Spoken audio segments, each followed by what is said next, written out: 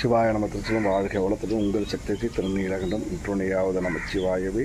எண்ணம் அழகானால் எல்லாம் அழகாகவும் பெற்றோரை நேசிப்போம், நல்லதே நடக்கும். சிவசிவா திருநீலகண்டம். நிறைய பேர் நம்ம செய்யக்கூடிய தவறை யார் பார்க்க போகிறாங்க, யார் கவனிக்க போகிறாங்க, என்ன நடக்க போகுதுன்னு அப்படியே நினச்சிட்ருக்காங்க. அப்படி இல்லைங்க, நம்ம செய்கிற ஒவ்வொன்றுத்தையும் ஒருத்தர் பார்த்துட்டு கவனிச்சுக்கிட்டு அப்படியே இருப்பார்ன்றது நம்ம மறந்துடுறோங்க.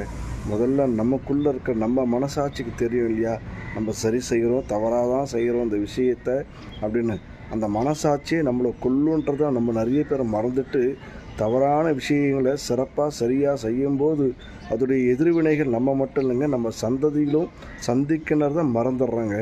கொஞ்சம் உணர்ந்து புரிஞ்சு சரியாக செய்யும்போது எல்லாமே நல்லா இருக்குன்றதை மறந்துடுறாங்க. போட்டி பொறாமையிலையும் துர்புத்தி சிந்தனை செயலால் நம்மளுடைய வம்சமே பாழாக போய்ட்டு யாருக்குமே தெரிய மாட்டுது, புரிய மாட்டுதுங்க.